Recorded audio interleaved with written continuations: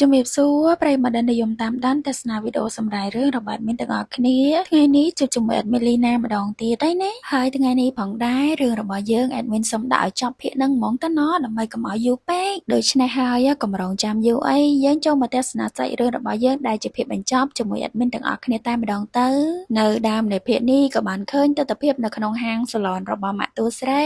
ដែលមានអ៊ីជាច្រើនកំពុងតែមកធ្វើខ្លួនហើយពួកគាត់ក៏បាននាំគ្នាអួតពីរឿងកូនរបស់ពួកគាត់រៀងៗខ្លួនថាអ្នកនេះបានការងារអីអ្នកនោះបានការងារអីនិយាយទៅជាការងារល្អៗអញ្ចឹងណាដែលធ្វើឲ្យពួកគាត់មានមោទនភាពប៉ុន្តែនិយាយយូរទៅក៏រៀនដល់តួស្រី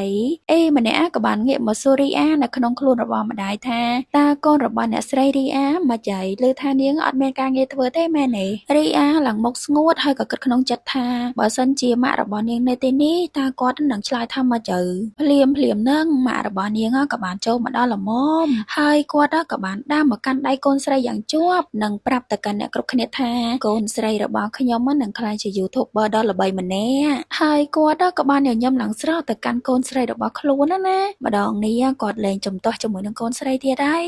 ក្រោយមកពេលដែលនៅតែពីរនាក់រីយ៉ាក៏បានសួរទៅម៉ាក់ហេតុអីក៏ថ្ងៃហ្នឹងគាត់មកលឿនម៉ែម៉ាក់រីយ៉ាក៏តបមកវិញថាគាត់មិននឹងអាចទុកឲ្យនាងនៅទីនេះតែម្នាក់ឯងយូរប៉ុន្តែគាត់ក៏សុំទោសដែលគាត់មិនអាចអួតពីកូនស្រីរបស់គាត់ទៅកាន់អ្នកម្ដាយគ្រប់គ្នាបានណាតែថាថ្ងៃនេះគឺគាត់ពិតជាមានមោទនភាពចំពោះកូនស្រីគាត់ខ្លាំងណាស់ដោយសារតែនៅតាមផ្លូវត្រឡប់មកហ្នឹងគាត់បានឃើញគេកំពុងតែមើលវីដេអូ YouTube របស់កូនគាត់នោះអីហើយកូនស្រីទទួលបានអ្នកចុចអាស្អីគេនោះចុចស្អី Subscribe នឹងច្រើនហើយណាឥឡូវគេចូលចិត្តច្រើនលើអញ្ចឹងរីយ៉ាក៏សាកយកទូរស័ព្ទមកបើកមើលបន្តិចមើលព្រោះឯតាំងពីផុសវីដេអូនោះមកអត់បានមើលសោះហើយក៏បានឃើញថាវីដេអូដែលនាងថតម៉ាក់របស់នាងដែលនៅក្នុងខ្លួននាងហ្នឹង review ពីផលិតផលនោះគឺថាចំនួនអ្នកមើលគឺពិតជាកើនឡើងមែនរីយ៉ាឡើងសប្បាយចិត្តខ្លាំងមែនតើអ្វីដែលកាន់តែសប្បាយលើនឹងទៅទៀតគឺទទួលបានការគាំទ្រពីម្ដាយដែលគាត់លែងរារាំងនាងទៀតហើយប៉ុន្តែគិតចុះគិតឡើងទៅវីដេអូដែលបានថតនោះមិនជាវិញ្ញាណរបស់ម្ដាយដែលនៅក្នុងខ្លួនកូនត្រូវអត់មិនមែនជានាងខ្លួនឯងផងហ្នឹងប៉ុន្តែម៉ាក់របស់នាងនិយាយថាវាគ្មានស្អីទេដោយសារតែរូបកាយឯងគឺជាម៉ាក់រូបកាយម៉ាក់គឺជាឯងមិនអញ្ចឹងហីរីយ៉ាក៏បានតបទៅវិញថាត្រូវហើយណាមួយនាងក៏មានអារម្មណ៍ថានាងរៀងស៊ាំជាមួយនឹងរូបកាយហ្នឹងហើយប៉ុន្តែម្ដាយរបស់នាងក៏តបមកវិញភ្លាមថាអត់អាចទេកូនត្រូវតែរស់នៅជាមួយនឹងរូបកាយដែលមានសុខភាពល្អ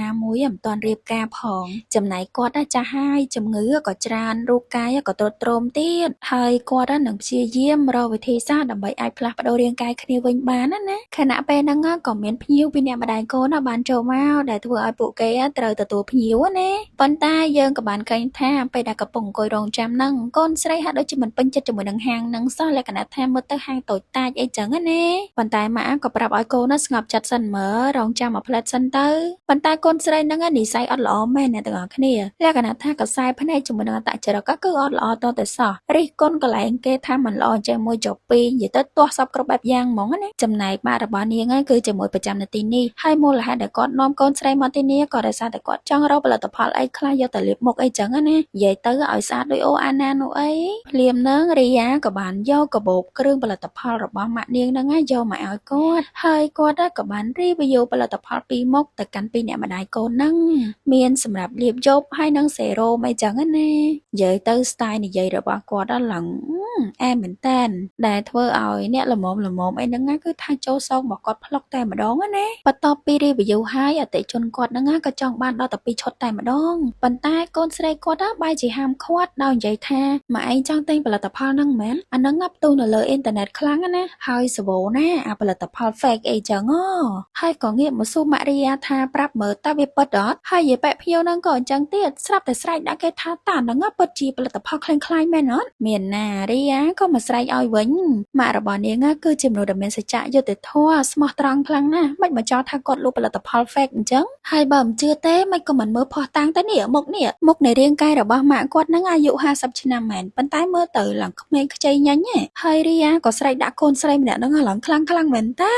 មានណាដល់ពេលអញ្ចឹងម៉ាក់គេខឹងមិនក៏នៅសុកមកស្រែកដាក់កូនស្រីគេអញ្ចឹង មានណាដល់ពេលបកាយយកត្រូវរៀងខ្លួនពួកគេក៏ឆ្លោះគ្នាឡើងពេញហាងហើយថែមទាំងចង់ប្តឹងប៉ូលីសមកចាប់ពីអ្នកម៉ាក់កូនតួស្រីយើងនឹងទៀតណាភ្លាមហ្នឹងក៏ស្រាប់តែលេចមុខប្រុសសង្ហាម្នាក់មកជួយខាត់ស្ថានភាពដែលកំពុងតែយ៉ាប់យ៉ឺនហ្នឹងណាហើយម្នាក់នោះគឺជាជូយ៉ុងនឹងឯងគេបានមកជួយការពារនិងគម្រាមប្តឹងប៉ូលីសមកចាប់ពីអ្នកម៉ាក់កូននឹងទៀតផងបើសិនជានៅបង្កភាពរញ៉េរញ៉ៃមកដល់កន្លែងរស់ស៊ីរបស់គេចឹងណាហើយមិនឲ្យគ្នាចេញមកម៉េចព្រោះថាកំពុងតែធ្វើបាបមនុស្សពិសេសរបស់គេនេះ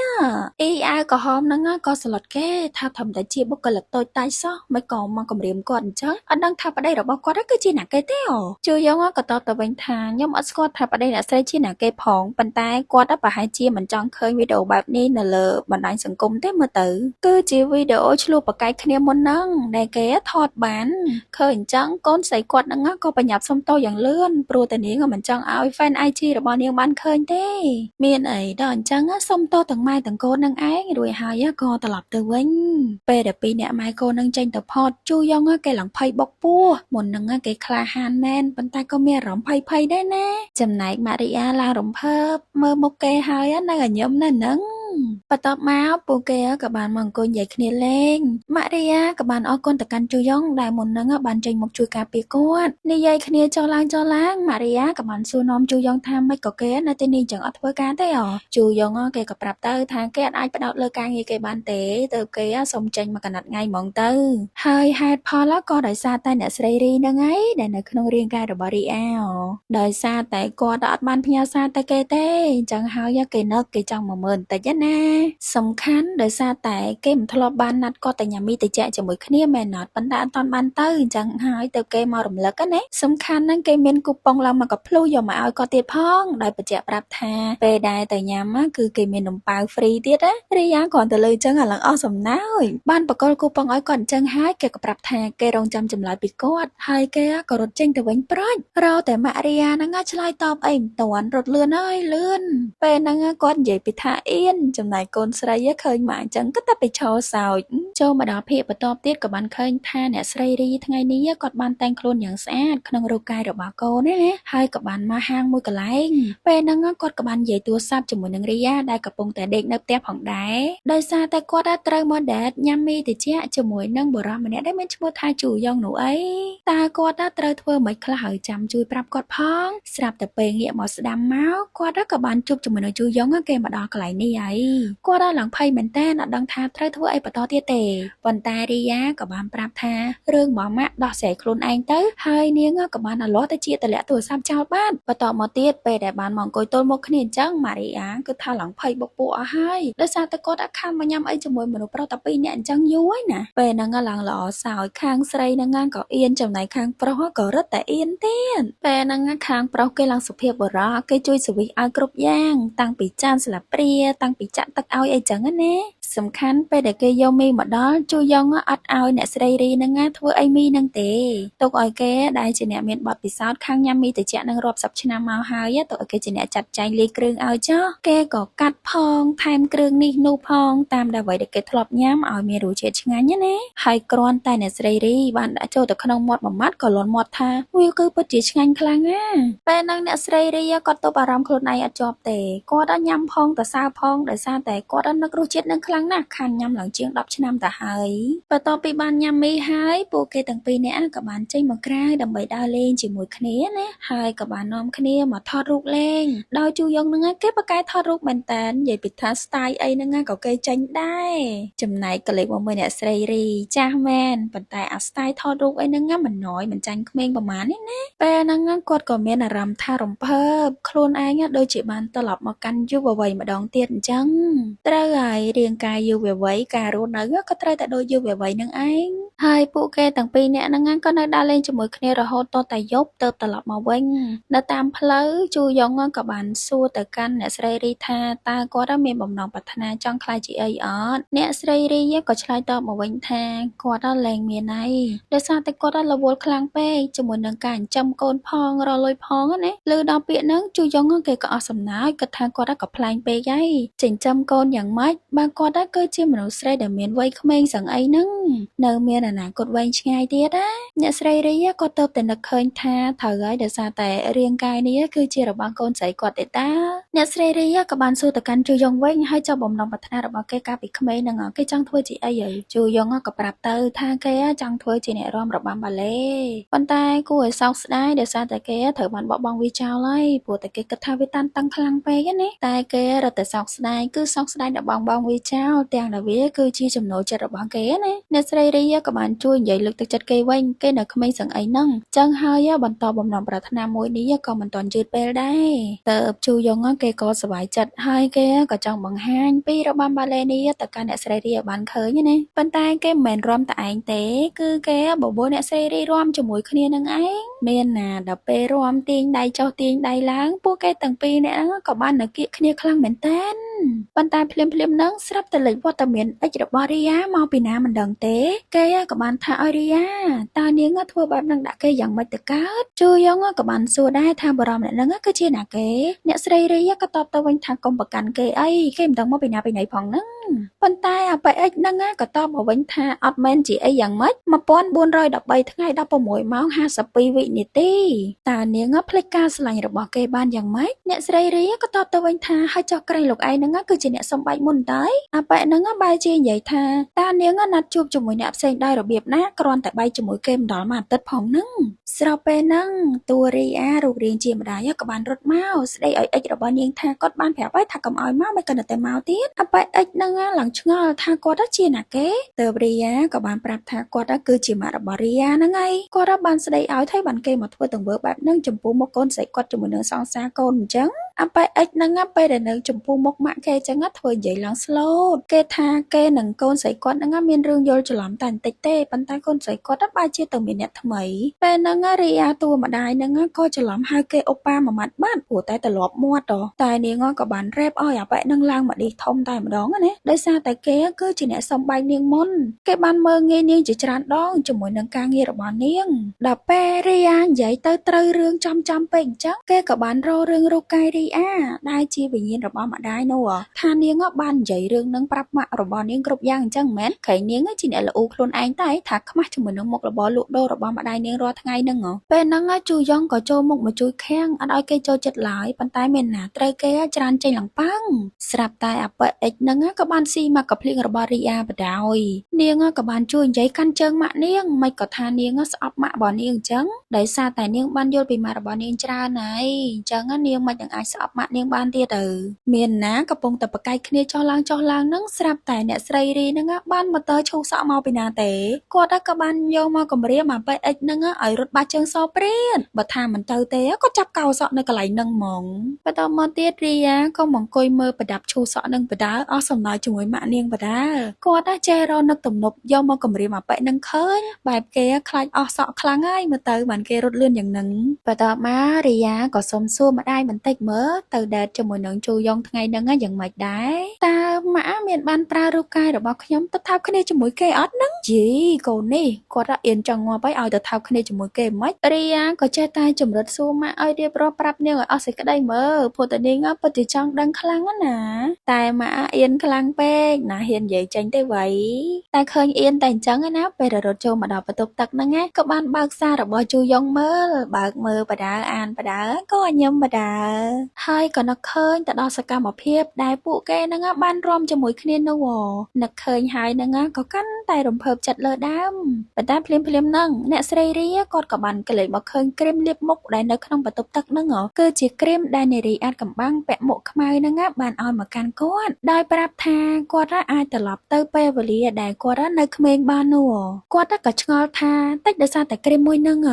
ចូលដល់ភាគនេះក៏បានឃើញនារីអាចកំបាំងមុខខ្មៅហ្នឹងកំពុងតែដើរទៅហើយអ្នកស្រីរីក្នុងរាងកាយជាកូនហ្នឹងក៏បានរត់មកតាមហៅគាត់ប៉ុន្តែយើងក៏បានឃើញថាអ្វីដែលនារីអាចកំ កំបាំងនឹងឃើញណាគឺជាតួអង្គម្ដាយរបស់រីយ៉ានឹងឯងគាត់ថាថែមទាំងហៅឈ្មោះអ្នកស្រីរីពេញមាត់ទៀតផងដែលអ្នកស្រីរីគាត់ក៏ថាមិនក៏ដឹងថាគឺជាគាត់តើគ្រប់យ៉ាងដែលកើតឡើងចំពោះគាត់នឹងកូនណាគឺជាស្នាដៃរបស់នារីអាត់កំបាំងនឹងមែននារីអាត់កំបាំងក៏តបទៅវិញថាចុះគាត់បានប្រាប់ឲ្យតើថាគ្រីមនេះគឺជួយដល់ភាពស្រស់ស្អាតធ្វើឲ្យស្បែកមានសំណើមមានសុខភាពល្អជាពិសេសគាត់ក៏បានប្រាប់ដែរថាវានឹងជួយឲ្យគាត់ក្មេងម្ដងទៀតណាអញ្ចឹងច្បាស់ហើយដោយសារតែលាបគ្រីមនឹងហ្មងទៅពួកគេនឹងបដូររាងកាយគ្នាបន្តមករឿងក៏បានបង្ហាញពីកិច្ចប្រជុំក្រុមរបស់ម៉ារីយ៉ាតាក់ទងជាមួយនឹងការលក់ផលិតផលថែរក្សាសម្រស់ហ្នឹងណាដែលស្ត្រីពាក់អាវពណ៌កាឈូកនេះគឺជាមេក្រុមគាត់ក៏បានសួរនាំដែរម៉ារីយ៉ាថ្ងៃហ្នឹងនាំកូនស្រីមកទៀតណមិនឲ្យនាំមកម៉េចបើគាត់មិនសូវដឹងរឿងអស់នឹងហ្នឹ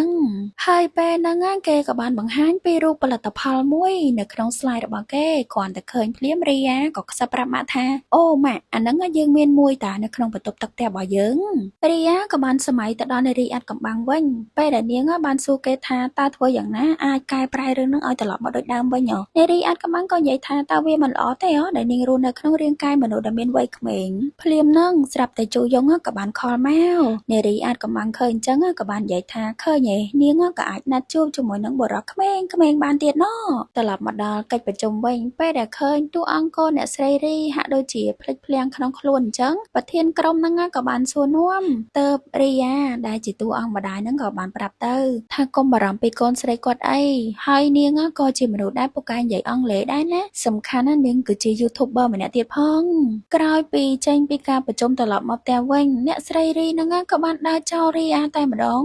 រីយ៉ាក៏ខំស្រែកហៅមិនក៏គាត់ទៅចោលអញ្ចឹងប៉ុន្តែនាងក៏ត្រូវបានម៉ាក់ស្ដីឲ្យវិញដែលគាត់និយាយថាតើគេនិយាយបានយ៉ាងម៉េចថានឹងជួយគាត់ហើយថាតើកូនស្រីហ្នឹងគិតថាចង់ដើរតាមគាត់អស់មួយជីវិតមែនក្រែងនិយាយថាចង់ក្លាយជា YouTuber ដ៏ល្បីម្នាក់អីមិនក៏មិនទៅធ្វើការងារខ្លួនឯងប៉ុន្តែឲ្យកូនទៅធ្វើ YouTuber មិនបើពេលនេះនៅក្នុងរាងកាយរបស់ម្ដាយហ្នឹងមានតែត្រូវជួយគ្នាទៅវិញទៅមកហ្នឹងហើយអ្នកស្រីរីក៏និយាយថាយើងប្រាប់ឲ្យតាថាយើងនឹងរកវិធីដើម្បីដូររាងកាយគ្នាវិញម៉ាក់កំពុងតែតឹងតសៃកដាក់កូនហ្នឹងស្រាប់តែជួយយងក៏បានខលមកទៀតដែរប៉ុន្តែគាត់អត់បានលើកទេក៏បែរជាចុចបិទដែលធ្វើឲ្យកូនស្រីឆ្ងល់មែនតើតើគាត់ឆ្លោះគ្នាមែនអ្នកស្រីរីមិនត្រឹមតែមិនឆ្លើយតបទេថែមទាំងបានស្ដីឲ្យកូនទៀតអីក៏ចេះដឹងម៉េះគាត់គឺជាម្ដាយណាពេលគាត់ប្រុងនឹងដើរទៅវិញហើយហ្នឹងស្រាប់តែមានកង់មួយបានបើកមកគៀកូនស្រីរបស់គាត់រីយ៉ាក៏បានស្ដីឲ្យគេជីកង់អត់មានចេះមើលទេប៉ុន្តែបរិមម្នាក់ហ្នឹងក៏បែរជាស្ដីឲ្យគាត់វិញខ្លួនឯងចាស់ហើយដើរអត់មើលទេឃើញគេនិយាយពាក្យបែបហ្នឹងទៅកាន់កូនអ្នកស្រីរីយ៉ាក៏ស្រាប់តែគិតបដ ហើយគាត់ដូចជាអាត្មានិយមពេកហើយបានលួចយកភាពយុវវ័យរបស់កូនហើយបែរជាសប្បាយចិត្តជាមួយនឹងវាទៅវិញនៅក្នុងយប់ហ្នឹងពេលដែលនៅតែម្នាក់ឯងអ្នកស្រីរីក៏បានអង្គុយមើលរូបដែលជូយ៉ុងគេបានថតឲ្យគាត់ថ្ងៃមុនហ្នឹងនៅក្នុងរាងកាយរបស់កូនណាហើយក៏នឹកឃើញថាដូចជារឿងអាណិតកូនដល់ហើយពេលហ្នឹងយើងក៏បានឃើញគ្រីមលិបមុខវេទមន្តហ្នឹងនៅក្បែរគាត់ដូចគ្នាហើយមិនដឹងថាតើគាត់នឹងធ្វើបែបណាជាមួយនឹងគ្រីមហ្នឹងទេស្រាប់តែព្រឹកឡើងក៏បានឮសំឡេងស្រែកយ៉ាងខ្លាំងរបស់រីយ៉ានៅក្នុងបន្ទប់តាំងព្រោះតែនាងបានទទួលរាងកាយរបស់នាងត្រឡប់មកវិញហើយនាងក៏បានរត់យ៉ាងលឿនមករកម៉ាក់របស់នាងណាប៉ុន្តែបែរជាបានឃើញគាត់នៅកំពុងតែឈររៀបចំបាយទឹកយ៉ាងពងើយដូចជាអត់មានការភ្ញាក់ផ្អើលអីបន្តិចសោះតែហ្មងណាអញ្ចឹងអេដមីនណាសូមត្រឡប់មកហៅសភាពដើមវិញតួអង្គកូនគឺហៅឈ្មោះកូនតួអង្គម៉ាក់គឺហៅឈ្មោះម៉ាក់ឯណារីយ៉ាក៏ទៅតែនឹកឃើញថានាងទៅតែដឹងថាហេតុអីបានជាម៉ាក់របស់នាងកាលពីម្សិលមិញប្លែកខ្លាំងណាស់ព្រោះតែគាត់បានដឹងពីវិធីដែលអាចត្រឡប់រាងកាយបានវិញនឹងឯងតែរីយ៉ាក៏បានថាឲ្យគាត់ដែរមុននឹងបដូរមិនក៏មិនពិភាក្សាជាមួយនាងសិនព្រោះតែគាត់អត់បាននិយាយជាមួយនឹងជូយ៉ុងជំនុនផងហ្នឹងណាមួយអាទិត្យក្រោយគាត់សន្យាថាតែញ៉ាំមីតិចជាមួយគេទៀតរីយ៉ាស្ទើរតែយំហើយពេលហ្នឹងហេតុអីក៏ម៉ាក់របស់នាងធ្វើបែបហ្នឹងមិនក៏គាត់ល្ងងម្ល៉េះគាត់អាចរស់នៅក្នុងរាងកាយរបស់នាងបានតើហើយធ្វើរឿងអីដែលគាត់ចង់ធ្វើហើយក៏មានស្នេហាជាមួយមនុស្សដែលគាត់ចង់មានហើយនាងអាចរស់នៅក្នុងរាងកាយរបស់គាត់បានតើប៉ុន្តែអ្នកស្រីរីគាត់អត់គិតអញ្ចឹងឡើយដោយសារតែគាត់គិតថាគាត់គឺពិតជាចង់ក្មេងវិញមែនប៉ុន្តែមិនមែនដោយសារតែលួចយកពីកូនស្រីរបស់គាត់អញ្ចឹងទេកូនស្រីគាត់គឺជាមនុស្សតែម្នាក់គត់ដែលមានតម្លៃបំផុតសម្រាប់គាត់ហើយគាត់ក៏បានជួយលួងលោមរីយ៉ាកុំឲ្យយំពេកអីព្រោះតែនេះគឺជារង្វាន់ដែលគាត់បានទទួលរួចហើយពួកគេអាចស្គាល់ពីជីវិតនិងការរស់នៅរបស់គ្នាយល់ពីគ្នានោះអីកាន់មកប្លង់ទៀតមកក៏បានឃើញពេលដែរអ្នកស្រីរីយ៉ាគាត់បានតុបតែងខ្លួនហើយកំពុងតែត្រៀមកាមេរ៉ាដើម្បីបើកការ live របស់គាត់ណាតែគាត់ដូចជាចុចមិនត្រូវសោះរីយ៉ាឃើញទៅភ្នែកពេកនាងក៏ចូលមកជួយចុចតែម្ដងទៅហើយនៅក្នុងការ ឡាយនេះមិនមែនតែគាត់ទេកូនស្រីក៏ចូលឡាយជាមួយគ្នាអង្គុយក្បែរគ្នាដែរដល់ពេលម៉ាក់និយាយអង់គ្លេសខុសកន្លែងណាកូនស្រីក៏ជួយប្រាប់អីចឹងណាដែលធ្វើឲ្យទស្សនវិជ្ជានេះមើលទៅឡើងគួរឲ្យស្រឡាញ់មានអីម៉ាក់និងកូនហ្នឹងគឺថាក្មេងៗដូចគ្នាដែរតាក្រោយមកទៀតយើងក៏បានឃើញថារីយ៉ាឥឡូវលយណានាងបានឡើងមកថ្លែងសន្ទរកថានិយាយតាក់ទងជាមួយនឹងផលិតផលថែរក្សាសម្រាប់ជំនួសម្ដាយរបស់នាងទៀតផងហើយនាងក៏បានរៀបរាប់ដោយទំនុកចិត្តនិងក្បោះក្បាយដែលធ្វើឲ្យអ្នកនៅទីនេះហ្នឹងគឺពេញចិត្តជាមួយនាងខ្លាំងមែនទែនហើយនៅពេលដែលរីយ៉ាជាមួយនឹងបុរសប្រមាណអ្នកទៀតមិនដឹងថាត្រូវជាអីទេកូនក្រុមក៏មិនដឹងកំពុងតែដើរទៅនឹងនាងក៏បានជ្រុះផ្លូវគ្នាជាមួយនឹងនារីអាត់កំបាំងប៉ុន្តែពួកគេក៏បានងាកមកមើលគ្នាហើយរីយ៉ាក៏បានញញឹមដាក់នារីអាត់កំបាំងនឹងទៀតផងឬក៏ពួកគេហ្នឹងបានស្គាល់គ្នាដែរហើយរឿងកាត់ទៅទៀតហើយកាត់ទៅហាងរបស់ម៉ារីយ៉ាដែលពេលហ្នឹងជូយ៉ុងគេកំពុងតែឈរមើលពីខាងក្រៅហើយយើងក៏បានដឹងថាតាមពិតទៅជូយ៉ុងគេបានដឹងយូរហើយកាលពីពេលដែលមានចំនួនគ្នានៅក្នុងហាងនោះពេលហ្នឹងមិនតួអង្គអ្នកស្រីរីហៅតួអង្គកូនថាម៉ាក់ត្រូវអត់ពេលហ្នឹងគឺគេបានលឺពេញទៅជាតែម្ដងហើយពេលដែលពួកគេដើរនៅតាមផ្លូវអ្នកស្រីរីនៅក្នុងខ្លួនកូនហ្នឹងបាននិយាយថាគាត់ហត់នឿយនឹងចិញ្ចឹមកូននោះវាកាន់តែច្បាស់ថាអ្នកស្រីរីនេះគឺនៅក្នុងខ្លួនរបស់កូនទេបន្ទាប់មកនៅពេលដែលអ្នកស្រីរីបើកទ្វារចេញមកក្រៅគាត់ក៏បានឃើញគូប៉ុងមីត្រជាក់ហ្នឹងនៅលើដីគាត់ក៏បានដឹងថានេះគឺជារបស់ជូយ៉ុងហ្មងគាត់ក៏បាននិយាយក្នុងចិត្តថាលាឲ្យជូយ៉ុងដោយសារតែពួកគេទាំងពីរហ្នឹងអត់អាចទៅមុខជាមួយគ្នាបានទេខុសគ្នាដល់ទៅ20ឆ្នាំឯណោះពេលហ្នឹងទៀតសោតរីយ៉ាក៏បានត្រឡប់មកដល់ហាងផងដែរជាមួយនឹងរបស់របរនាងទិញមកយ៉ាងច្រើនខ្លាំងណាស់នេះគឺជាកាដូសម្រាប់ប្រាក់ខែដំបូងរបស់នាងនោះអីអូខេឥឡូវរឿងរបស់យើងដល់ទីបញ្ចប់ហើយអ្នកទាំងអស់គ្នាមានអារម្មណ៍ថារសជាតិប្លែកពេលដែលម្ដាយផ្លាស់ប្ដូរទៅនៅជីវិតកូនកូនផ្លាស់ប្ដូរទៅនៅជីវិតម្ដាយទើបយើងដឹងពីទុក្ខលំបាករៀងៗខ្លួនណាហើយក៏យល់ចិត្តគ្នាកាន់តែច្រើនផងដែរអញ្ចឹង admin សូមផ្ដាំផ្ញើទៅកាន់ fan ក្មេងៗរបស់ admin ទាំងអស់គ្នាថាស្រឡាញ់ម៉ាក់ឲ្យបានច្រើនណាហើយឥឡូវរឿងយើងបានចប់ admin ក៏សូមសម្រាប់ត្រឹមតែប៉ុណ្ណឹងដូចគ្នាយើងរងចាំជួបគ្នានៅរឿងថ្មីក្រោយៗទៀតណាហើយកុំភ្លេចចុច subscribe และនិង share ឲ្យ channel របស់ admin ម្នាក់មួយផងលើនៅពី admin Lina ក៏សូមអរគុណសូមជម្រាបលាជួបគ្នានៅវីដេអូបន្ទាប់បាយបាយ